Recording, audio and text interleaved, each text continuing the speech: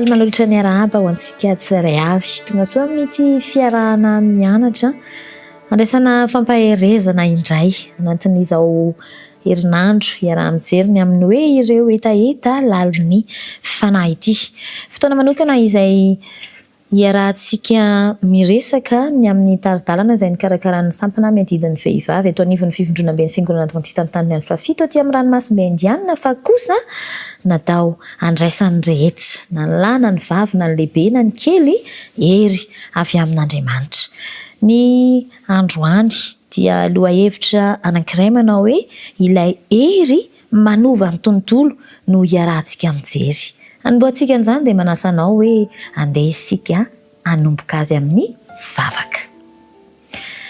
Andriamanitra rainay, misaotra anao izahay ny amin'ny nanomananao fotoana manokana ho anay indray. Anatin'ity herinandro ity arahanay mijery ny amin'izany hoe ireo etaeta lalan'ny fanahy.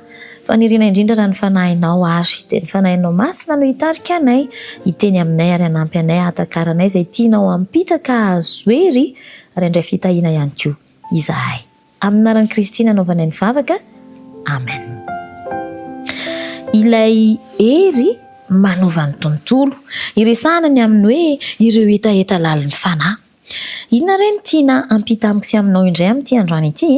Ao amin'ny soratra masina aloha dia tiako raha mba hiaraka hamaky isika izay lazain'ny Matio 5:7-20. Ny filazantsara ny Matio 5:7-20 dia misy an'izao teny izao vakintsika amin'ny anaran'i Kristy manao hoe dia namaly Jesosy ka nanao taminy hoe raha vehivavy lehibe ny finoanao tongava aminao arak'izay irinao dia sitrana ny zanany vavy tamin'izay ora izay. Tantara anankiray izay nitranga tamin'ny fotoana nahatetỳ an-tany an'i Kristy, izany hoe tamin'izy tonga olombelona izany ity, hakana ampahany izay ifampiresahana amintsika ity. Fa matetika tokoa aloha raha ny tena mahazatra izany ny fiheverana dia hoe raha miresaka vehivavy izany ny vehivavy toa hoe maro anisa hono maneran-tany raha mihoatra amin'ny lehilahy. Kanefa raha ny antontanisa farany hita izany dia saika hoe efa mitovitovy izany izao ny tahan'isan'ny lehilahy sy ny vehivavy raha ny maneran-tany. Ary raha ny vinavina ho amin'ity taona 2024 ity ary ny isan'ny mponina eran-tany dia hoe eo amin'ny 8.13 lavitrisa eo ka ny 4.6 lavitrisa no vehivavy ary ny 4.4 lavitrisa no lehilahy. Izany hoe raha atao izany ny tombanisa dia eo amin'ny 7.7 isanjato amin'ny mponina maneran-tany eo izany ny vehivavy raha ny fanadihadiana faraparany izany na koa hoe jerentsika hoe ny vinavina eo amin'ny fanombanana an'izay isa izay. Izany hoe ohatran'ny hoe mitovitovy izany ilay taremarika kanefa hita hoe misy fahasamihafany ny vehivavy sy ny lehilahy. Raha ohatra izany isika mijery amin'izao fotoana izao dia mahita hoe ny vehivavy misy izany ireo mahery fo dia misy ny vehivavy somary mbola marefirefy ihany.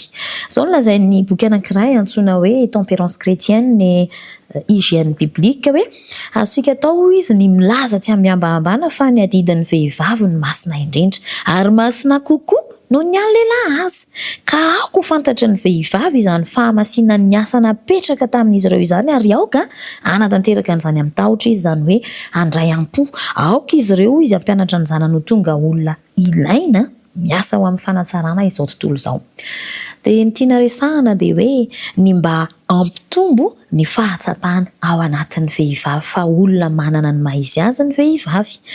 Raha ohatra izao jerentsika ilay tantara izay namakina ampahany teo ilay hoe tao amin'ny filazantsarany Matio 5:7 teo iny dia maneho vehivavy anankiray. Raha jerentsika ny Baiboly dia ny Baiboly izany dia tena manambara mihitsy ny fa antony manan-danja indrindra mihoatra noho izay eritreretintsika mihitsy ny tian'Andriamanitra ilay mpamorona hoe hatongavana eo amin'ny fiainantsika indrindra ho an'ny vehivavy. Raha vehivavy izany ianao no miara-miresaka isika dia tena hoe hampaherezana anao izany izao fotoana izao ary raha lehilahy ianao dia hampaherezana anao ihany koa ary hampiresihana anao mba hampahery ny vehivavy izay manodidina anao. Ahatsapahany hoe ny vehivavy dia nanorenan'Andriamanitra fomba manokana mihitsy izany, hananany tanjona manokana teo amin'ny namoronany azy ka ny antsoina ny vehivavy dia mba hankasitraka an'izany antom-pisiana izany ary hampiasa an'izany eo amin'ny fiainany.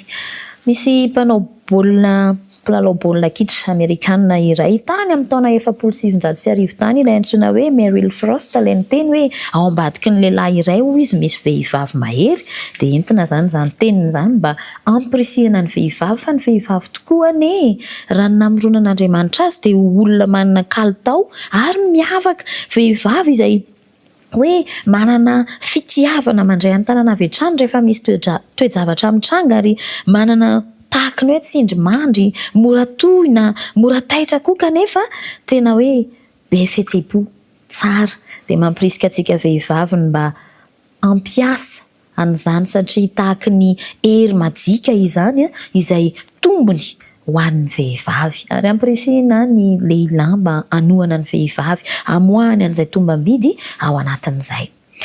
Ankoatran'izay dia manana hery manokana avy amin'Andriamanitra ihany koa isika olombelona ka raha ny vehivavy ny manaiky an'izay ihany koa vao may tena lasa lavitra eo amin'izay fanatanterahana ny tanjona sy ny fanaovana ny asa aman'andraikitra isan-karazany eo amin'ny fiainana dia tsy inona izany fa ilay hery avy amin'Andriamanitra dia ny fanahy masina ho an'ny vehivavy manokana izany raha izay aloha ny resantsika voalohany dia ilay hery majika hoy isika ilay efa tombam-bidy ao anatin'ireo raha ekeny ny ampiasan'ny fanahy masina azy izany hoe ekeny izany hoe ny fanahy masina avy amin'Andriamanitra no ife avy ao anatiny dia tena hery lehibe ary tombony mihoatra noho izay tombony azony tombanana eo amin'ny fiainany ahitana fahombiazana izany. Dia andehany ho jerentsika kely amin'izay ary ilay tantara izay nisy an'ilay andininy vakintsika teo ao amin'ny soratra masina ao amin'ny Matteo 5:10 dia miresaka ny amin'ity vehivavy voalaza fa Kananita ity izay hafa firenena amin'ireo jiosy nananolana izy nefa araka ny tantara fa narary ny zanany vavy ary nandre izy hoe Jesosy no andalo dia mivoaka koa izy ka niantsoantso mafy eo amin'ny andininy 2:20 tapany 2 amin'ny ilay filazantsara ny Matteo 5:10 teo dia izao ny voalaza hoe mamindrafo amiko tompoko zanako Davidy ny zanako vavy ampahorian'ny teminy loatra. Dia ilay fisary an-tsaina ny fihetsika nananan'ilay ramatoa amin'izany fotoana izany rehefa tsy teratany jiosy ianao dia tsy manana safidy na hoe tsy manana fahasahiana akory ary andeha hifampiraraha amin'izay jiosy fa ity ramatoa ity teratany Kananita fa narary ny zanany ary fantany izany hoe Jesosy manasitrana dia niazakazaka koa izy mba niantsoantso ary nangataka famindrapo hoe ny zanako mananolana fa mba avoay ao anatin'izay olana izay na hoe tsaboy dia maneho fahasahiana lalina izany fihetsika ity vehivavy ity izany ary tiana ampirisihana ny vehivavy namana hafa ihany koa ny amin'ny hoe isika ihany koa afaka manana an'izany hery majika avy ao anaty indrindra raha velantsika ho fehezan'ny fanahy masina dia ilay tombam-bidy amin'ny herim-po ilay fihetseham-po tsara hoe rehefa misy zavatra ihany koa dia tena dodina sy maika hamaolana ao anatin'izany. Ny tantara dia milaza fa tsy namaly avy hatrany Jesosy tao amin'ilay tantara eo amin'ny 17:20 zao dia voalaza fa izy tsy namaly teny azy dia inona ny zavatra nitranga dia nanantona ny mpianany ka nangataka taminy hoe roa ihany io fa miantsoantso dia nisedra olana hafa kokoa izany ilay ramatoa mananolana izy dia nanantona an'i Jesosy mahitady vahaolana dia avy eo tsy namaly Jesosy moa ny mpianan'itry Jesosy ihany koa hoe alefaso mandeha ihany io fa ohatrany hoe manelingelina fa maneho an'ilay fahasahiana fihetsika hitady vahaolana ao anatin'ilay ramatoa dia mbola nisisika ihany izy eo amin'ny 5:20 dia voalaza fa nanatona ihany raha vehivavy ary nikohoka mihitsy teo anatrehan'i Jesosy ka nanao hoe tompoko vonjeo dia namaly amin'izay Jesosy eo amin'ny 5:20 nanao hoe tsy mety raha maka ny mofonjaza ka manimpy azy ho an'ny ambo-kely mafy anie izany teny izany raha ianao ve no heverina ho tahaka an'izany ny fomba ilazana aminao dia manahoana ianao efa ao anatin'ilay fihetseham-po manana olana te hahazo vahaolana mafy.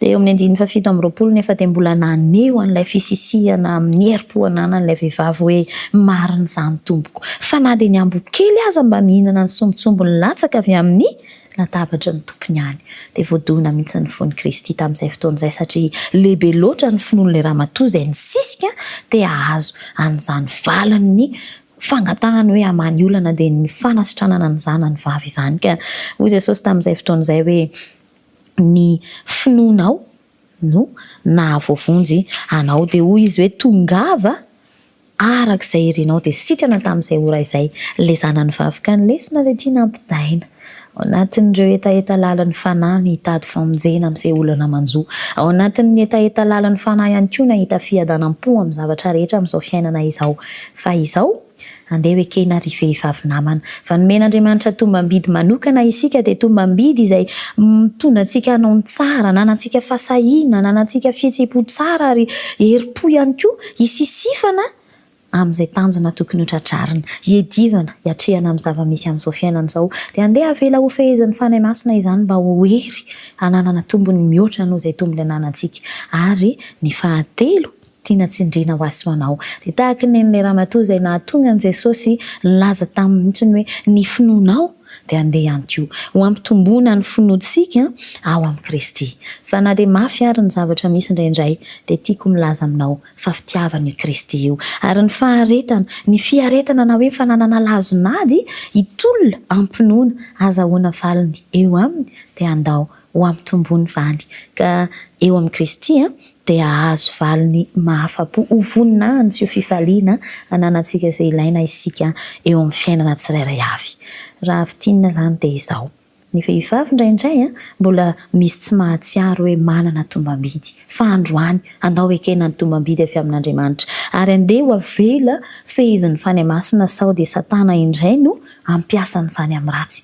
Ary ny farany dia hoe ilay hery manova ny tontolo dia ny finoana. Andao hatanjahana ihany koa amin'ny fiaraha-mianatra momba ny Kristy sy ny fiarahana amin'ny hatrany dia ahazo hery. Hitondra fanovana amin'ity fiainana ity, anana fiadanana ary ahita fahombiazana ho an'ny manodidina rehetra, ho anao aloha dia ho an'izay miaraka aminao koa. Andeha hoentiko ambavaka ianao. Andriamanitra iray misaotra indrindra ny amin'ny hafatra izay nampitondraina ho anay androany. Fanirianay mba hitehirizanao anay hianaiky ka hiaina ny tombam-bidy sarobidy napetraka ao aty anatinay. Ary anaiky ny hifehezan'ny fanahy masina an'izany fa tsy hamelanay hoe ny devolo no hanjaka amin'ny fiainanay ary hitombo amin'ny finoana izahay. Dia mba anana n'ilay hery velona manova ny tontolo ary ho feno ny etaetan'ny fanahinay dia niarahanay mandeha am-pifaliana sy am-pahasambarana aminao. Nitahidy namana izay miaraka manatanteraka izao fotoana izao ity mba hita hery manokana eo amin'ny fiatrihan'ny fiainana satria manana anao. Nanan Kristy nanaovanay ny vavaka. Amen. Dia izay indray ary fa Andriamanitra hitanao.